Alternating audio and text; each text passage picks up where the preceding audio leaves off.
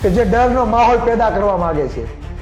એવા લોકો માટે છે કે જેને ઓહમ છે કે અમારે વડાપ્રધાન સાથે સંબંધ છે, અમારા રાજ્યના ગૃહમંત્રી સાથે સારા સંબંધ છે, અમે તો આ રાજ્યના મુખ્યમંત્રી સાથે ફોટા પડાવેલા છે, અમને તો મોહન ભાગવત સાથે અમારા સારા સંબંધ છે। આવી કોઈ પૂંજીપતિઓ ન્યૂઝ ચેનલ અને તમે કયો એટલા વ્યક્તિ સાથે હું એકલો જ બેસી, હું ડિબેટમાં એકલો જ બેસી, બરાબર, મારી સામે 5 બેસાડવા હોય 10 બેસાડવા હોય, તમારે જેને પણ નિષ્ણાંતોને લઈ આવ્યા હોય છૂટ।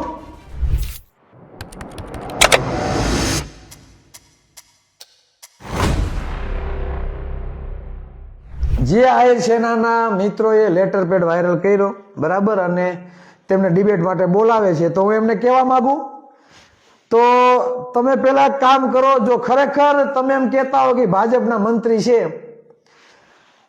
બરાબર, અને આવું નિવેદન આપ્યું, તો તમે પેલા બધા ભેગા થઈને લેટર પેડ વાયરલ કરો આહિર સેનાનો, અને એમાં લખો કે અમે ભાજપનો બહિષ્કાર કરીએ છીએ। આ એક, બરાબર, તમે ભાજપનો બહિષ્કાર કરો છો, લેટર પેડ વાયરલ કરો। જો ખરેખર તમને એવું હોય કે ભાજપના મંત્રી છે છતાં આવું નિવેદન આપ્યું છે, તો તમારે તમારા લેટર પેડમાં કાલે જ જાહેર કરી દો કે અમે ભાજપનો બહિષ્કાર કરીએ છીએ, એમાં ચિરાગ ઝાલા તમારી સાથે। બીજું કે નવનીતભાઈ ઉપર જે હુમલો કર્યો એમાં ખાલી આરોપી હું આહિર સમાજના જ છે ભાઈ, હે, એ આહિર સમાજ સાથે જોડાયેલા છે ભાઈ, એમાં અડધા અડધ તો કોળી સમાજના દીકરા છે। એ તો ઘટના જ્યારથી બની અત્યાર સુધીમાં એ મુદ્દો તો કોઈ લીધો જ નથી કે જેટલા 14 આરોપીઓ છે એમાં કોળી સમાજના કેટલા આરોપીઓ છે ભાઈ, કોળી સમાજમાંથી આવતા કેટલા લોકો આરોપી છે? આવું કોઈ દી વિચાર્યું? તમે ખાલી એમ કહો કે આહિર સમાજ છે, આહિર સમાજ છે, ખરેખર આ લડાઈ આહિર સમાજ સામેની છે જ નહીં ભાઈ। આ કેમ તમે વિચારતા નથી? આરોપીમાં તો કોળીના દીકરા હોતા નહીં છે, અમે તો એને હોતા નહીં કે એને સજા થવી જોઈએ, તો તમે કેમ ભાઈ એટલો મુદ્દો આહિર સમાજ તરફ લઈ જાવ છો?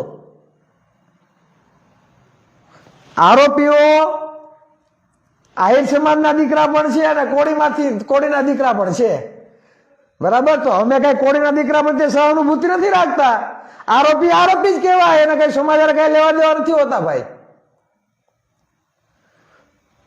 તો અમારા સમાજમાંથી આવતા જે લોકોએ આ કૃત્ય કર્યું છે તો એને કઈ અમે સાવરતા નથી, એના ઉપર ગુના દાખલ કરવા જોઈએ, તો એ તો તમે વિચારતા નથી, એ તો તમે ખુલીને કહેતા નથી, અને મીડિયા વાળા એમ નથી કહેતા કે ભાઈ તમે પરસોત્તમભાઈને અને હીરાભાઈને ટાર્ગેટ કરવાનું તમે રહેવા દો, કેમ કે ઓલરેડી નવનીતભાઈ ઉપર જે બનાવ બન્યો તો આરોપીમાં કોળીના દીકરા હોતા નહીં છે, તો અમે કઈ આ કોળી સમાજમાંથી જે આવે છે, બરાબર, એને જેને ગુનો કર્યો છે એને અમે કઈ સાવરતા નથી, એના ઉપર ગુના દાખલ થવા જોઈએ।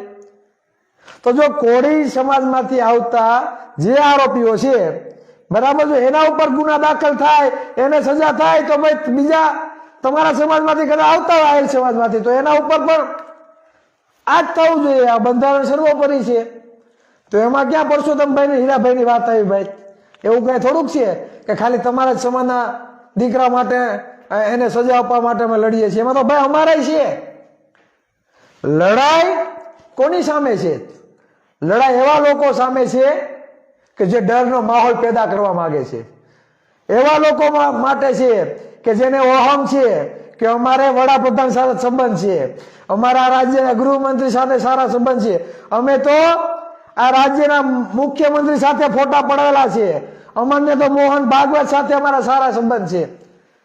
આવી કોઈ પૂંજીપતિ હોય, પૈસાદાર હોય, કોઈ કલાકારનો દીકરો હોય, કોઈ ભાજપ સાથે સંકળાયેલો હોય, એવા લોકોને કોઈ અહમ હોય ને કે અમે ગમે એના ટાંટિયા તોડી નાખશું, અમે ગમે એ કરી નાખશું, તો આ જે હેકડી છે ને ભાઈ, આ કોઈનામાં હોવી ન જોઈએ। કાયદો બધા માટે સમાન, કલાકાર હોય તો એ, ભાજપ વાળો હોય તો એ, ગૃહમંત્રી હોય તો એ, મુખ્યમંત્રી હોય તો એ, અને ચિરાગ ઝાલા હોય ને તો એ જ, બરાબર।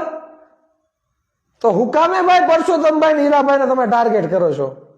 આરોપી તો કોળી સમાજમાંથી નહીં આવે છે, તો અમે કઈ એને સાવરતા નથી, અને એવું કઈ નથી કે એના અમે સાઈડમાં તારવી લેવું ને માત્ર આહિર સમાજના યુવાનોને ઓલું કરશું। કાયદો બધા માટે સમાન છે ભાઈ, અમારા કર્યું હોય તો એને જ ભોગવવું પડે, એમાં કઈ આમ તેમ હાલે નહીં. પણ આ કેસેટ કોણ ચડાવી દે ને એ ખબર નથી પડતી. હું આહિર સેનાના મિત્રોને કહેવા માંગુ કે હીરાભાઈ અને પરસોત્તમભાઈ પાસે ડિબેટ પછી કરજો. ચાલો, હું ચિરાગ ઝાલા, યુવા કોળી એકતા સંગઠનનો અધ્યક્ષ, બરાબર, હીરાભાઈ અને પરસોત્તમભાઈ, બરાબર, એના સાથ સહકારમાં હું તમારી સાથે ડિબેટ કરવા માંગુ છું. આહિર સમાજના જે આગેવાનોને એવું લાગતું હોય કે આ તો એક એક જ્ઞાતિને વચ્ચે વૈમનસ્ય ફેલાવવાની વાત કરે છે, ધોકા મારવાની વાત કરી છે, તો તમારી સાથે હું ડિબેટ કરવા માટે તૈયાર છું.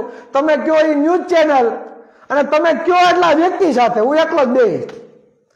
હું ડિબેટમાં એકલો જ બેસી, બરાબર, મારી સામે 5 બેસાડવા હોય, 10 બેસાડવા હોય, તમારે જેને પણ નિષ્ણાંતોને લઈ આવ્યા હોય છૂટ, બરાબર. હું તમારી સામે ડિબેટમાં બેસવા માટે તમે કયો ત્યારે તમારી સામે ડિબેટમાં બેસવા માટે તૈયાર છું. પણ વાત મૂળભૂત સમસ્યાઓની હોવી જોઈએ, મૂળભૂત અધિકારોની હોવી જોઈએ. તમને પરસોત્તમભાઈ જે નિવેદન આપ્યું એ દેખાય છે, તો માયાભાઈ જે નિવેદન આપ્યું કે હું તો ભગવદ્ ગીતામાં માનું છું, હે, તો તમને કેમ એ નિવેદન સામે ના આવ્યું ભાઈ? માયાભાઈ એવું કીધું હું તો શ્રીમદ ભગવદ્ ગીતામાં માનું છું એમ. તો હું તમને કહું, શ્રીમદ ભગવદ્ ગીતા નો અધ્યાય 2 શ્લોક નંબર 31 ને 33 એવું કહે છે કે અધર્મ સામેની લડાઈમાં યુદ્ધ કરવું પડે એ આપણો ધર્મ છે, એ આપણી ફરજ છે. અન્યાય, અત્યાચાર અને પાપ સામે લડવું, યુદ્ધ કરવું એ આપણી ફરજ છે, એ આપણો ધર્મ છે, આવું કહે છે. એટલે સીધો સાદો મતલબ એ કે હણે અને હળવામાં વાંધો નહીં, હણે અને હળવામાં વાંધો નહીં, બરાબર. જો એ ગીતામાં માનતા હોય, શ્રીમદ ભગવદ્ ગીતામાં માનતા હોય અને બંધારણમાં માનતા ના હોય, તો ગીતા તો એવું કહે છે, શ્રીમદ ભગવદ્ ગીતા, કે હણે અને હળવામાં વાંધો નહીં. તો જે આરોપીએ નવનીતભાઈને ધોકા માર્યા, નવનીતભાઈના ટાટિયા ભાંગી નાખ્યા, તો એક કામ કરે, ચાલો અમે પણ એ બારોબાર નીકળે ને એટલે જયરાજ હોય કે બીજા જેટલા આરોપી હોય અમે ટાટિયા ભાંગી નાખીએ, નોકા કરી નાખીએ. આ સ્વીકાર છે? આહિર સમાજ સ્વીકાર છે?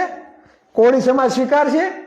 બીજો બધો જે બહોળો વર્ગ છે એ સ્વીકાર છે ખરી અમે એના ટાટિયા ભાંગી નાખીએ? તો નહીં સ્વીકારે. શા માટે? કેમ કે આ દેશ બંધારણથી ચાલે છે અને બંધારણ બધા માટે સમાન. એ પછી કોઈ બી હોય.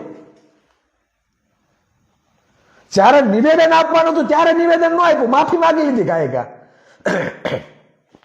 જ્યારે નિવેદન આપવાનું હતું માયાભાઈ, ત્યારે એમણે નિવેદન ન આપ્યું, બરાબર. તો ત્યારે નિવેદન આપવું જોઈએ ને કે ભાઈ પોલીસ પ્રશાસનને અમે પૂરેપૂરો સહયોગ આપીએ છીએ, બરાબર. અમે ક્યાંય ગુનેગાર હોય તો મારા મોબાઈલ લઈ જાઓ, બરાબર, તમે બોલાવો ત્યારે અમે આવીએ, આવું નિવેદન આપવું જોઈએ ને. સત્યમેવ જયતે, તમને ન્યાયતંત્ર ઉપર વિશ્વાસ છે, આવું નિવેદન અને પેલા આપવાનું. તો મૌન રહેવાની જરૂર નહોતી. મૌન રહ્યા એનો મતલબ એ કે એને ગુનો કરેલો હતો. શું મૌન રહ્યાનો મતલબ એ કે કોળી સમાજને શંકા ગઈ કે ક્યાંક ને ક્યાંક જયરાજનો આમાં હાથ છે. એસઆઈટીની ટીમની રચના કરવામાં આવી અને તપાસના અંતે જયરાજને આરોપી જાહેર કરવામાં આવ્યો, તેના ઉપર ગુનો દાખલ કરવામાં આવ્યો, બરાબર.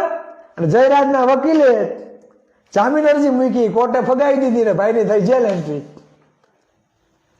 8 આરોપી માંથી અત્યારે 14 આરોપી થયા.